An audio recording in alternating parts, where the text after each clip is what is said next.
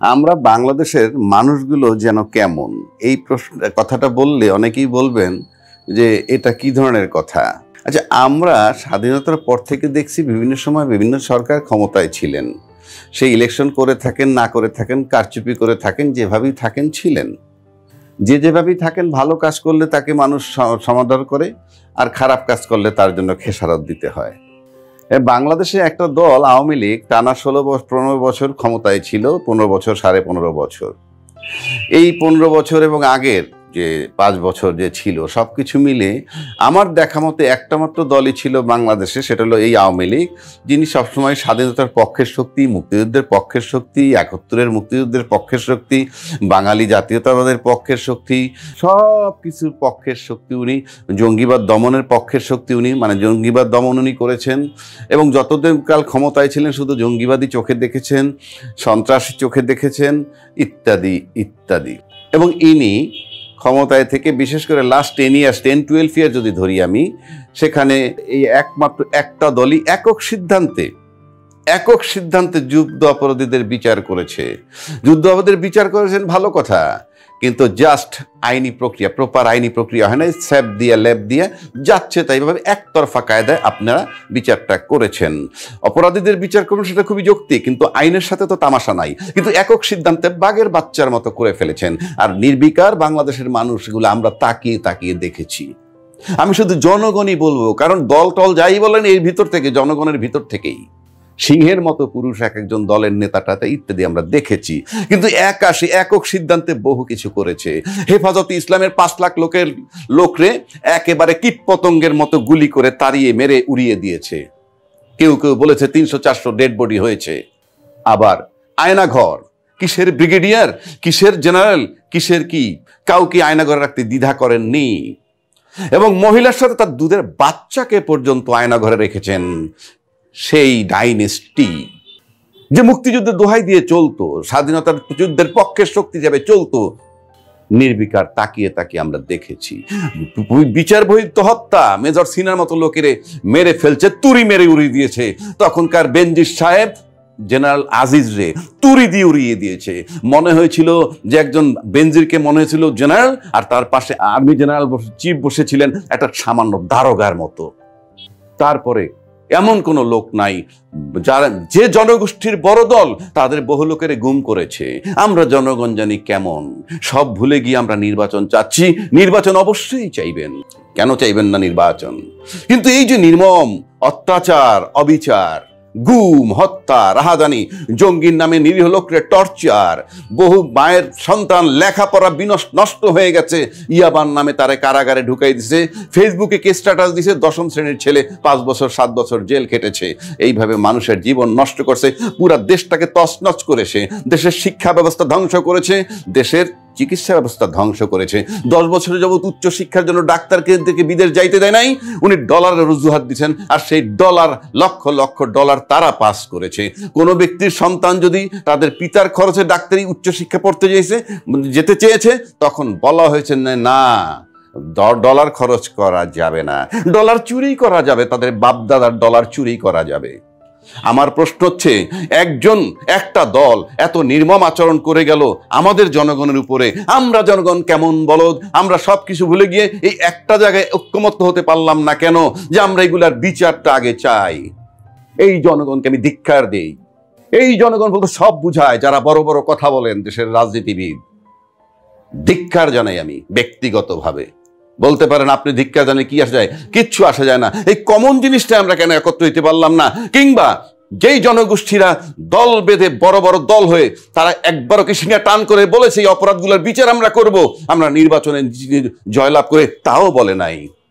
কারণ এটা বললে বিশ্বাস করবে না জনগণ। আমার কাছে মনে হয় জনগণ বিশ্বাস করবে কিনা আমার সন্দেহ আছে, তাই তার এটা বলে না।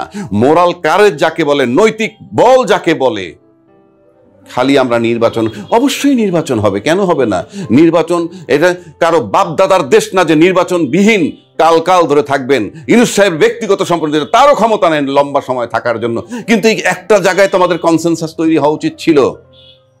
খালি আমরা শুনতাম, কথা বলতে দেয় না, আমাদের বাক স্বাধীনতা নাই, এখন তো আমাদের বিচার চাওয়ার সুযোগ হয়েছে, সেটা আমরা চাচ্ছি কেন? এই কমন জায়গাটায় মুক্তিযোদ্ধার দোহাই দিয়া, স্বাধীনতার পক্ষে শক্তির দোহাই দিয়া, যে নাকি লুট তরাস লম্পটগিরি করেছে, ধর্ষণের সেঞ্চুরি করছে যাদের লালিত সন্তানরা, তার বিচারটা আমরা চাইতে পারবো না কেন?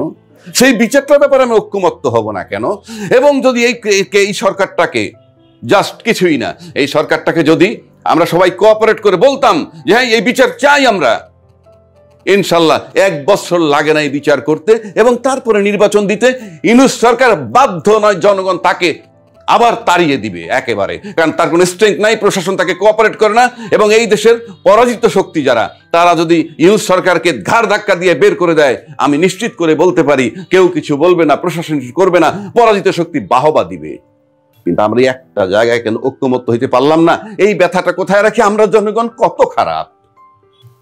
আমরা জনগণের মধ্যে মুসলমান আছি, আমাদের জনগণের মধ্যে রাজনৈতিক দল আছে, আমাদের জনগণের মধ্যে ইমানি শক্তি আছে, আমাদের জনগণ মাথা উঁচু করে দাঁড়িয়ে যেতে চায়।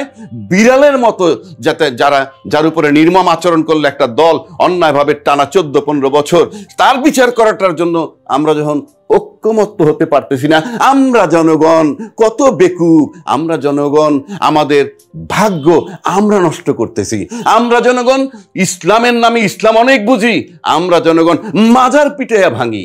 আমরা জনগণ মুসলমানদেরকে, যারা ওই পতিত সরকার, যারা যে সমস্ত মুসলমানরা এখানে ইসলামী দলের কিছু লোক দাবি করেন বিরাট বড় নেতা, তারা তাকে মাদার অফ কমই উপাধি দিয়ে রয়েছে, আমরা সেই ইসলাম করি। আবার আমাকে বহু লোকে বলে আপনি ইসলাম বোঝেন না। কোনো রাইট নেই আপনার কোনো স্থাপনা ভাঙার। এই জাতির দুঃখের কোনো অন্ত নাই। বিশাল বড় সাফার করে এই দেশ, যেই দেশ শত বৎসরের মাজার ভাঙার পরিকল্পনা করে, যেই দেশের জনগণ কোন মসজিদের ইমাম সাহেবের কবর জিয়ারত করে, এই শেখ হাসিনা বলেন, খালেদা জিয়া বলেন, কেউই তাদের নির্বাচনী প্রচারণা শুরু করে নাই, করেছে শাহজালালের রওজা জিয়ারত করে। সেই রওজা যারা ভাঙে তাদেরকে তো খেসারত দিতেই হবে। আমরা জনগণ বড় বড় কথা বলি, কোনো কারণে রাজনৈতিক ব্যাকগ্রাউন্ডে একটা দলের টপে বলে এত জ্ঞানী আমরা সেজে যাই, অথচ আমরা ঐক্যমত্য হতে পারি না। এই অপরাধের ভিকটিম কে না হয়েছে? গত 15 বছরের নির্যাতনের শিকার কে না হয়েছে? এই একটা জায়গায় একমত হইতে পারি না। আমারও বড় দুর্ভাগা জাতি। আমি মনে করি এই দুর্ভাগা জাতি যদি এখানে ঐক্যমত্য না হতে পারে, তাদের সাফারিং সুনিশ্চিত। তারা স্বাধীন চেতা নয়, তারা পরাধীনতার শৃঙ্খলে থাকতে চায়। সিম্পল। আমার মাথায় ধরে না আমরা কেমন জনগণ। আমার মাকে ধর্ষণ করলো, আমার ভাইকে মেরে ফেললো, আয়না ঘরে থাকলাম, বিনা বিচারে হত্যা করলাম। যে জনগোষ্ঠী বড় দল দাবি করে, তারা দীর্ঘদিন রাস্তায় দাঁড়াতে পারেনি। তারপরেও শুধুই নির্বাচন। যার উপর দিয়ে ঝন্টা যায়, যার মায়ের বুক খালি দিছে, তার আর্তনাদ সেই বোঝে, আর কারো বোঝার ক্ষমতা নাই। রাজনীতি এমন অন্ধ করে মানুষকে যে মানুষের কষ্ট ভুলে যায়। একটা কমন এই জায়গায় ওই পতিত সরকার ছাড়া বাকি সবাই এই জায়গাটায় কমন ছিল যে তাকে তাড়াইতে হবে, তার বিচার করতে হবে। আজকে সেখান থেকে খণ্ড বিখণ্ড হয়ে সব আমরা আলাদা হয়ে যাচ্ছি। জাতির দুর্ভাগ্য, আমরা বাংলাদেশি, আমরা জাতিটা যে কেমন, আমরা যে কত অভাগা, আমাদের সাফারিংস আমরা আনবো। কি করবেন উপরওয়ালা তো একটা সুযোগ করে দিয়েছিল। খুব দুঃখে কথাগুলা বললাম। জনগণ আপনারা চিন্তা করেন কি করবেন। এই একটা জায়গায় অন্তত একত্র হন। যারা রাস্তায় দাবি দেওয়া করেন, বাসায় চলে যান।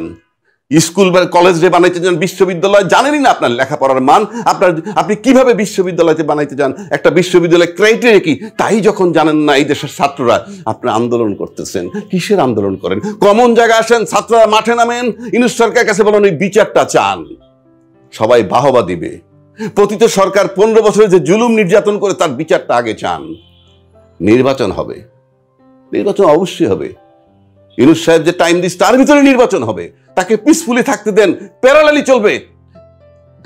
আমার মনে হয় সবাই কাছে একটা মেসেজ আপনার বুঝতে কোনো বাকি নাই কি চাচ্ছি।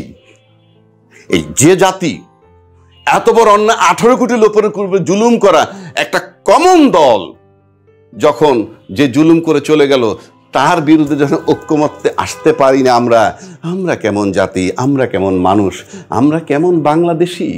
আমরা দেশ চালাবো, আমাদের উপরে মানুষ আস্থা আনবে, কেন আনবে? মানুষের আস্থা যদি চান, এই বিচারের ব্যাপারে ঐক্যমত্যে আসেন, তারপরে আপনারা নির্বাচন করেন, যা খুশি তাই করেন। আজকে ঐক্যমত্য আসেন, যেই জনতা গোষ্ঠী সবচেয়ে বড় দলের ভিতরে থাকবে, যে দলের ভিতরে সবচেয়ে বেশি বড় জনগোষ্ঠী থাকবে, তাদের বিজয় সুনিশ্চিত, নয়তো সকলে অভিশপ্ত হবেন। কারণ মানুষের দীর্ঘশ্বাস, তবে দেশ এক জায়গায় যাবে। শেখ হাসিনার মতো লেডি ভার্সন অফ হিটলার যখন চলে গেছে, সেকেন্ড কোনো মহিলা এই বাংলাদেশে বা পুরুষ এরকম ক্যারেক্টার আসবে না, সেটা সেই দল থেকেও আর সম্ভব না। দেশ এক জায়গায় দাঁড়াবে, কিন্তু চিহ্নিত হয়ে থাকবেন তারা যারা নাকি এই যাদের ক্ষমতা ছিল বা সুযোগ আছে ঐক্যমত্য হয়ে ওই বিচারটা করার বা ওই বিচারটা ত্বরান্বিত করার এবং সেজন্য সহযোগিতা করার এই সরকারে, সেটা যারা করতেছেন না, তারা থাকবেন দায়ী। এবং তারা আমরা জনগণ, আমরাই দায়ী। যদি আমরা এখানে ব্যর্থ হই, আমরাই দায়ী থাকব পরবর্তী জেনারেশনের কাছে এবং নিজের বিবেকের কাছে।